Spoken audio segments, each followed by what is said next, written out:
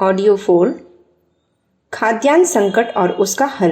लेखक वेदमूर्ति तपोनिष्ठ पंडित श्री राम शर्मा आचार्य। रुचिकर व्यायाम, समय का सदुपयोग। कार्यालयों में काम करने वाले कर्मचारी तथा देहातों के विद्यार्थी एवं अध्यापक व्यायाम की दृष्टि से शाक भाजी उगाने का काम करें तो इससे उनकी रचनात्मक प्रतिभा का विकास तो होगा ही, साथ ही शारीरिक क्षमताओं में भी अभिवृद्धि होगी। यह व्यायाम बड़ा रुचिकर होता है। इससे मनुष्य की कोमल वृत्तियां जागृत होती हैं और भाव में गंभीरता आती है। जो समय व्यर्थ के कार्यों में बुराइयां पैदा करने में लगता है, उसका सुंदर सदुपयोग भी होता है। शाक सब्जी उत्पादन किसी भी दृष्टि से कम उपयोगी नहीं, वरन वह हर तुला पर लाभदायक ही ठहरता है। शाक भाजी का उत्पादन। लोगों के मन में इस प्रकार की इच्छा जागृत हो जाए कि शाक भाजी का उत्पादन करेंगे ही, तो यह कार्य इतना सरल है कि उसे कोई भी व्यक्ति स्वल्प श्रम, थोड़े से पैसों तथा जमीन के काफी अभाव में भी रुचिपूर्वक कर सकता है। घर के छोटे छोटे बच्चों में रचनात्मक प्रवृत्तियों का विकास करने का यह सुंदर साधन है। इस माध्यम से उनका मनोरंजन, व्यायाम तथा नैतिक विकास होता है। क्यारियां बनाना। घर के आसपास की बेकार पड़ी जमीन में खुरपी तथा फावड़ों के साथ जितनी जमीन उपलब्ध हो उस हिसाब से क्यारियां बनाकर उनकी हल्की मेड़ उठा लेनी चाहिए। साधारण तौर पर एक क्यारी 12 बाय 10 फुट की हो, पर जमीन की उपलब्धि को देखते हुए इससे छोटी या बड़ी भी रखी जाए तो कुछ हर्ज नहीं। शाक सब्जी के लिए रेतीली या चिकनी मिट्टी कम उपयोगी मानी जाती है। इसके लिए सबसे अच्छी दोमट मिट्टी होती है। अगर अपने पास की मिट्टी ऐसी न हो तो बाहर के खेतों से कुछ मिट्टी लाकर अपनी क्यारियों में पलट लेनी चाहिए। आमतौर पर घरों के आसपास की मिट्टी इसके लिए उपयुक्त होती है, इसलिए बाहर से मिट्टी लाने की बहुत ही कम जरूरत पड़ेगी। क्यारियों की घास पात काटकर उनमें खूब पानी भरकर 2-3 दिन के लिए यूं ही खुला छोड़ दिया जाए। जब मिट्टी पूरी तरह पानी सोखकर नरम हो जाए और कुछ सूखापन आने लगे तो उसे अच्छी तरह गोड़ लेना चाहिए और उसमें खाद मिला देनी चाहिए।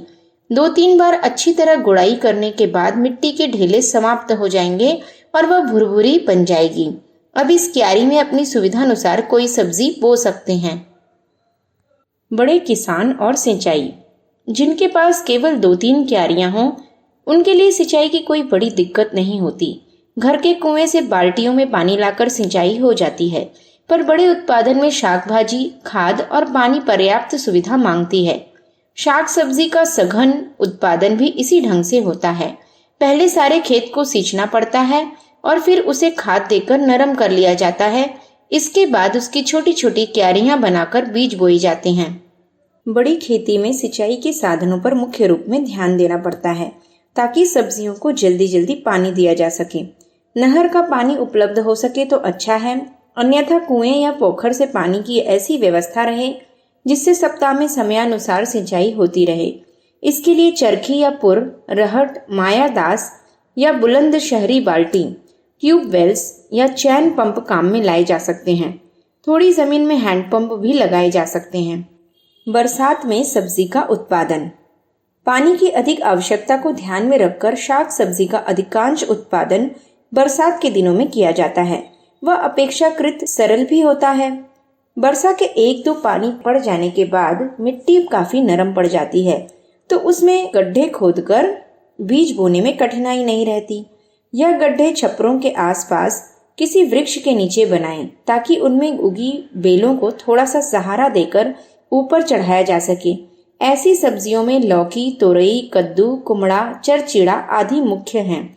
इनकी बेलें काफी गोलाई में फैलती हैं, इसलिए यदि जमीन में उतना स्थान न मिलता हो तो उन्हें बांस या अन्य किसी लकड़ी का सहारा देकर छप्पर या पेड़ पर चढ़ा देना चाहिए। पेड़ की मोटी डालियों में या छप्परों में बेलें मजबूती से फैलती रहती हैं और वहां बिना किसी कठिनाई के फल लगते रहते हैं। ऊंचाई पर पत्तियों को सूर्य की रोशनी भी पर्याप्त मात्रा में मिलती रहती है, इसलिए आमतौर पर बीज ऐसे ही स्थानों में डालना चाहिए जहां से ऊपर आसानी से चढ़ जाएं। साथ ही यह भी ध्यान रखना चाहिए कि फैलाव का स्थान ऐसा हो जो भारी फलों का वजन आसानी से उठा सके। पेड़ों और भिठौरों में हिंदुस्तान में गोबर के उपले बनाकर उनके ऊंचे भिटौरे खड़े करने की प्रथा हर गांव में होती है। कंडों को स्तूप नुमा चुनकर उसे चारों तरफ से एक मोटी गोबर की परत से ढक दिया जाता है ताकि वह वर्षा आदि से कंडों को सुरक्षित रख सकें। बरसात के दिनों में ये खुलते नहीं, इसलिए सब्जियों की बेलें चढ़ाने के काम में ले लेना चाहिए। गर्मियों में तैयार हुए भूसे, कड़बी या अरहर आदि की लकड़ियों के पौधे भी इसी तरह किसान खेतों में लगा देते हैं। इन पौधों के किनारे किनारे 1 या 1.5 फुट जमीन छोड़कर चारों तरफ से गड्ढे बनाकर बीज को बो देना चाहिए। बड़े होने पर पौधे अपने आप ऊपर चढ़ जाते हैं और फूलने फलने लगते हैं। इन गड्ढों को 1.5 बालिस्त से बड़ा नहीं रखना चाहिए, क्योंकि उनमें पानी की उतनी मात्रा पर्याप्त होती है जितनी आसपास की मिट्टी आसानी से सोख ले। बाड़े बनाकर चौड़ी जमीन की व्यवस्था न हो सके तो घर के सहन के आखिरी हिस्से पर पेड़ों की सूखी डालियां, टहनियां काफी दूर तक लंबाई में, मजबूती से काफी गहराई में गाड़ देनी चाहिए। नीम, बबूल, महुआ, झाऊ आदि की सूखी डालियां आसानी से मिल सकती हैं। कदाचित डालियों वाली लकड़ियां न मिल सके तो बांस या ढाक के नीचे लट्ठे लेकर भी गाड़े जा सकते हैं और उनमें ऊपर भी कई लकड़ियों को एक दूसरे के साथ बांधकर बाड़े की शक्ल का बना लेना चाहिए। तब इन बाड़ों में आसपास छोटे छोटे गड्ढे बनाकर थोड़े थोड़े अंतर से बीज बो दीजिए। जहां बरसाती नालियां बहती हों उनके किनारे भी ऐसे बाड़े लगाए जा सकते हैं। जब पौधे उगाएं तो उन्हें इन लकड़ियों के सहारे ऊपर चढ़ा देना चाहिए। जब बेलें काफी फैल जाएं तो उनके फलों के बढ़ने में वजन पाकर टूट जाने का खतरा न रहे। इसके लिए नीचे झाड़दार लकड़ियों का सहारा बना देना चाहिए। लौकी, काशीफल, कुम्हड़े आदि के फल काफी वजनदार होते हैं।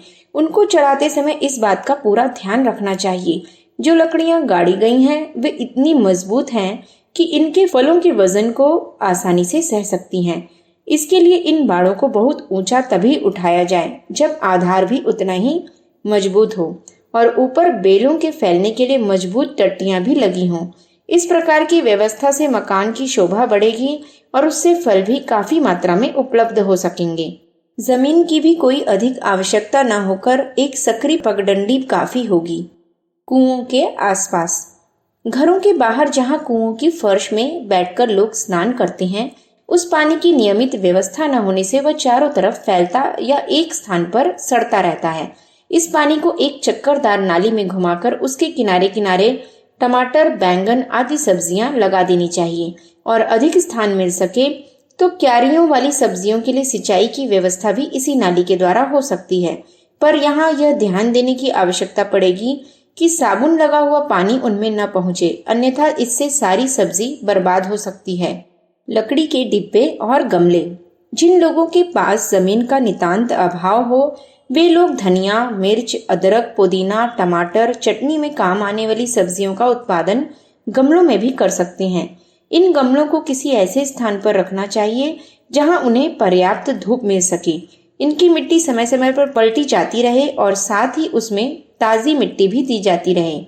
गमलों की अपेक्षा लकड़ी की पेटियां जिनमें पार्सल आदि आते हैं उनमें मिट्टी भरकर टमाटर पैदा करने का सफल प्रयोग किया गया है। एक बार मिट्टी डालकर और उसमें टमाटर लगाकर एक पौधे से वैरायटी टमाटर की 5-6 पाउंड मात्रा बड़ी आसानी से प्राप्त की जा सकती है। इस प्रकार की अनेक पेटियां छतों में रखकर उनमें बैंगन, टमाटर, मटर आदि बोए जा सकते हैं। यह व्यवस्था शहर के उन व्यक्तियों के लिए भी उपयोगी है जिनके पास अहाते नहीं होते और घरों के आसपास बिल्कुल भी बेकार या खाली जमीन नहीं होती। बीज और पौध रोपना। गले या हल्के बीजों की पौध नहीं बनती। यदि उग भी आती है तो वह कमजोर होती है और उससे पैदा होने वाली सब्जियां भी कम ताकत वाली होती हैं। इसका ध्यान पहले से ही रखना चाहिए। बीज को किसी अच्छे बीज भंडार से ही लेकर रखना चाहिए, पर जब स्वयं उसकी फसल उत्पादन करने का क्रम चल पड़े तो अपनी फसल से ही स्वस्थ और उम्दा फल चुनकर उन्हें बीज के लिए रख लेना चाहिए। सुखाए हुए बीजों को हवा की नमी और कीड़ों से बचाने के लिए किसी कांच के बंद बर्तन में रखना चाहिए। बीजों को सुरक्षित रखने के लिए उनमें राख मिलाकर भी रखा जाता है। जिन शीशियों में बीज रखे जाएं, उनमें नेफ्थलीन की गोलियां भी रखी जा सकती हैं। आलू, अरबी आदि सब्जियां अंकुरित बोई जाएं, तो उनके पौधे अधिक स्वस्थ होते हैं। इसके लिए बोने से कुछ दिन पूर्व इन बीजों को किसी नमी वाले स्थान में रख देना चाहिए और ऊपर से गीला कपड़ा डालकर ढक देना चाहिए। यह बीज छाया में ही रखे रहें। जब धीरे धीरे उनके अंकुर फूट पड़े तब उन्हें खेत या क्यारियों में कहीं भी ले जाकर बोया जा सकता है। शाक भाजी आंदोलन युग निर्माण योजना के शतसूत्री कार्यक्रमों का एक महत्वपूर्ण अंग है। इससे धार्मिक, आध्यात्मिक, आर्थिक एवं औद्योगिक अनेक लाभ हैं। अतः उसके लिए पर्याप्त समय भी राष्ट्रीय पुनरुत्थान में अभिरुचि रखने वाले प्रत्येक व्यक्ति को देना पड़ेगा और उसकी रूपरेखा भी अन्य आंदोलनों जैसी ही होगी। लोग इन लाभों को समझें और उन्हें शाक सब्जी को आहार में समुचित स्थान देने की उपयोगिता समझाई जाए, तो लोग प्रसन्नता पूर्वक उसे प्रयोग में लाने के लिए तैयार हो सकते हैं। संगठन बनाए जाएं। सहकारी कृषि, प्रगतिशील सभाएं, युवक मंडल आदि अनेक संगठनों की तरह शाक भाजी आंदोलन को संचालित करने के लिए छोटे छोटे स्वेच्छा संगठन बनाए जाएं। व्यक्तिगत रूप से जो अपनी सेवाएं समाज को दे सकते हों वे भी वैसा करें, पर एक व्यक्ति की योग्यता और कर्तृत्व का उतना लाभ नहीं होता जितना एक से अधिक व्यक्तियों के संगठन का। कई व्यक्तियों के मिल जाने से शक्ति बड़ी हो जाती है, उत्साह बढ़ता है, काम में सरलता आती है, योजना को कई दृष्टिकोणों से समझकर नई योजनाओं को प्रसारित करने की सूझबूझ आती है। उत्साही लोग से भी मिलजुल कर ऐसी समितियां बना सकते हैं जो इस आंदोलन के विभिन्न पहलुओं पर विचार कर सकें और निर्धारित कार्यक्रमों को क्रियान्वित कर सकें। इनका मुख्य कार्य अपने गांव और उसके आसपास के क्षेत्र हैं। इस आंदोलन का रचनात्मक संचालन करना चाहिए।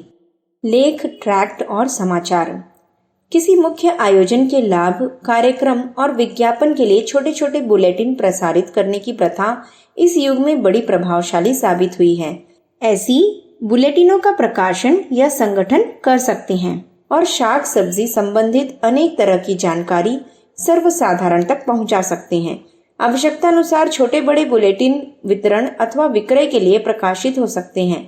उनमें शाक भाजी के लाभों से लेकर उगाने, पैदावार बढ़ाने तथा अन्य जानकारी दी जा सकती है।